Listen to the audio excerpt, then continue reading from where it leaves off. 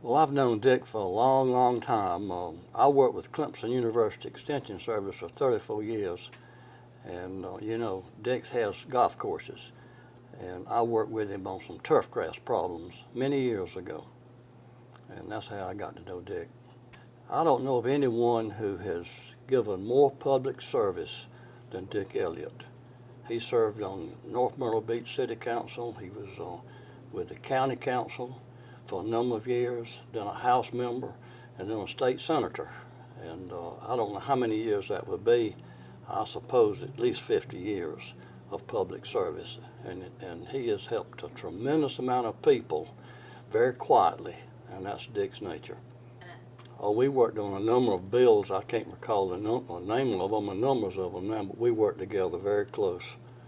And Dick's always been, he and I are very close friends. And we go off together and we fish together. We have a great time fishing. And I can't say he beats me fishing, but he does a good job. Dick, we fished in the rivers here, Little PD, Big PD, and he's got a couple of good ponds we fished in. Matter of fact, just a few weeks ago, he called me and said, "Let's go fishing." I said, "Okay."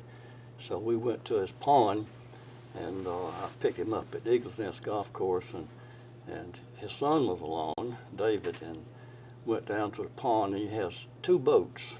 One's a Flat John boat, and we got down there, and I said, "Dick, the boat doesn't have a battery in it to run the trolling motor." So I left him at the pond, and I went to the shop to get a battery. And the battery only had 11% charge, so Mike told us that he'd charge it up and bring it to us.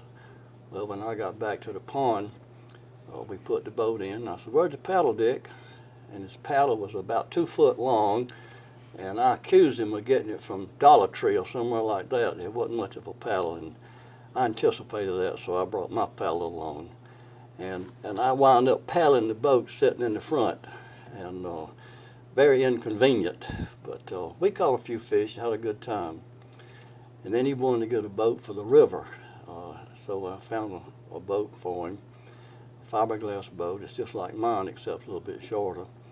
About 80 miles from here. So I pulled it to Marina, and they were supposed to fix it up and get it ready for the river.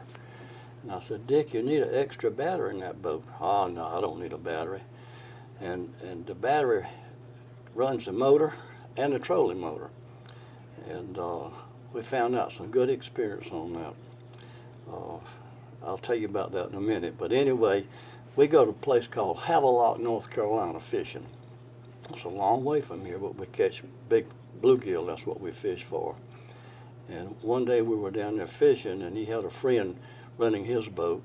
And he said, "Billy, my boat will only go backwards. And the boat has a trolling pedal in it that carries you forward, right or left." And he had it all the way down, which is going backwards. I said, "Dick, if you push it forward, it'll go forward." He was going round and round in a circle backwards. So he learned from experience. He hadn't had much experience running trolling motors. But we had a good time and caught some fish. And there's another instance that happened. I was down there with him fishing one day, and I had to leave early. And Dick said, "I want to fish a little bit longer." So him and his friend was fishing, and about, I guess, 30 miles from Havelock, I got a phone call. A very pitiful voice. "Billy, my boat motor is dead. My battery is dead. Can you come back and get me?" I said, "Dick, it'll take me at least an hour and a half to get to you, but just sit tight. I'll be there." Well, about 20 minutes later, he called back and says, "Well, somebody came by and jumped cables and got me started again." I said, "Okay, good." When they come home, they got a ticket for not stopping at a stop sign or something, so he had some good experience that day. Another time we were down there fishing, just he and I. Hadn't been too long ago, and it was a little bit chilly. The water was real cold, and Dick had to get out the boat to stretch his legs a little bit, so he saw a pier over there, and I carried him over there, and he grabbed hold to the pier and pushed his feet. You know what happened? Dick went in the water, up to his neck, messed up his cell phone and pocketbook. It didn't get his hearing aids, and it's a shame it didn't because they don't work too good. But anyway, Dick was soaking wet. And I don't know how I got out the boat so fast. I had to pull him out, got him back on the pier, and it was about a half a mile from the boat landing. Got him to the boat landing, and I got his bag to get him some clothes. He had his shaving kit and one shirt in the bag. So I always carry extra clothes in case that happens. Anyway, he put my pants on.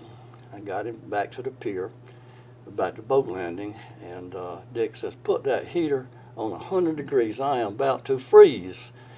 So we got him warm, and it must have been 90 in that pickup. But anyway, he got warm enough to went to sleep, and he slept from Havelock to Wilmington.